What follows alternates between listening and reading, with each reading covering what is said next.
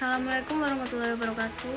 Saya Ayuna Margareta, NIM 2018-227 dari kelas Hukum Ekonomi Bisnis kelas I, dosen pengampu Bu Iva. Saya di sini akan sedikit menjelaskan tentang kepailitan. Pertama, kepailitan adalah suatu kondisi atau keadaan ketika pihak yang berhutang atau debitur, yakni seseorang atau badan usaha, tidak dapat menyelesaikan pembayaran terhadap utang yang diberikan dari pihak pemberi utang atau kreditur.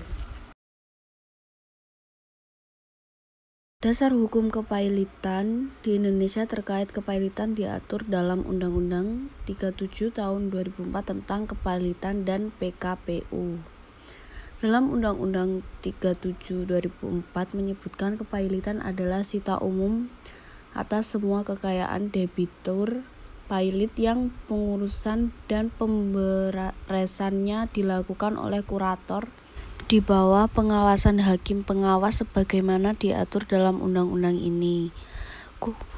Kurator sendiri adalah balai harta peninggalan atau orang perseorangan yang diangkat oleh pengadilan untuk mengurus dan membereskan harta debitur yang pailit di bawah pengawasan hakim pengawas sesuai dengan Undang-Undang KPKPU.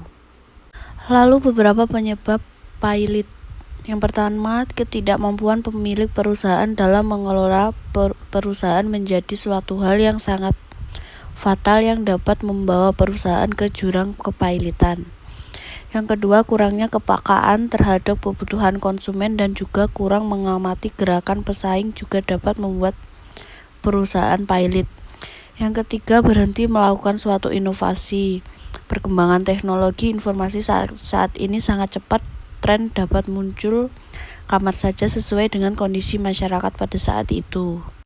Yang kedua, syarat permohonan pengajuan kepailitan. Dalam pasal 2 ayat 1 JO pasal 8 ayat 4 Undang-Undang 37 tahun 2004 menyebutkan bahwa permintaan pailit yang dilimpahkan kepada pengadilan niaga harus dapat memenuhi sejumlah syarat, diantaranya yaitu 1.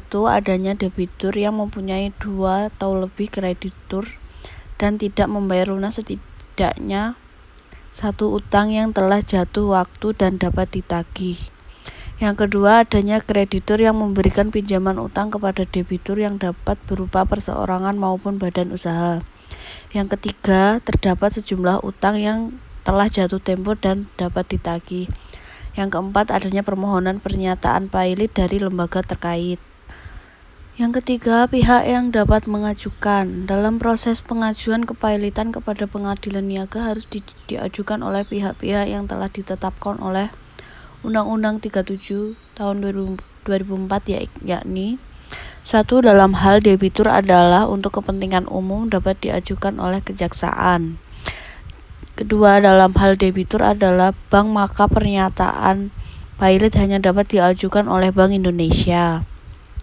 Ketiga, dalam hal debitur adalah perusahaan efek, bursa efek, lembaga clearing dan penjaminan, lembaga penyimpanan dan penyelesaian. Permohonan pernyataan pailit hanya dapat diajukan oleh Badan Pengawas Pasar Modal. Dan yang keempat, dalam hal debitur adalah perusahaan asuransi, perusahaan reasuransi dan dana pensiun, atau badan usaha milik negara yang bergerak di bidang kepentingan publik. Permohonan yang pernyataan pailit hanya dapat diajukan oleh Menteri Keuangan. Lalu ada daftar pengadilan niaga di Indonesia.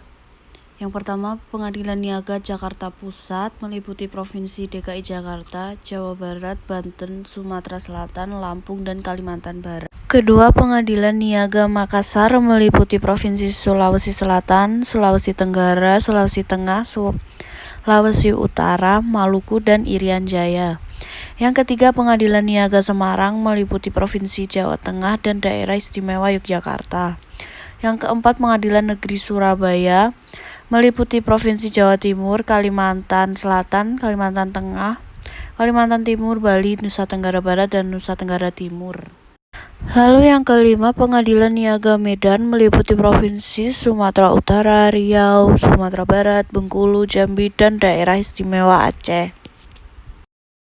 Lalu proses persidangan. Yang pertama, wajib memanggil debitur dalam permohonan pernyataan pailit diajukan oleh kreditor, Kejaksaan, Bank Indonesia, Badan Pengawas Pasar Modal, atau Menteri Keuangan, dan dapat memanggil kreditur dalam hal permohonan pernyataan pailit diajukan oleh debitur dan terdapat keraguan bahwa persyaratan untuk dinyatakan pailit sebagaimana dimaksud dalam Pasal 2 ayat 1 telah terpenuhi.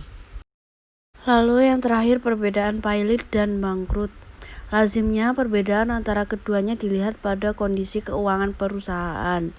Meskipun perusahaan telah dinyatakan pailit oleh pengadilan niaga, belum tentu memiliki kondisi keuangan yang buruk sebab dalam banyak kasus perusahaan yang dinyatakan pailit kondisi keuangannya masih sehat dan beroperasi normal, sedangkan perusahaan yang dinyatakan bangkrut sudah pasti memiliki keadaan keuangan yang tidak sehat sehingga tidak dapat menjalankan perusahaan.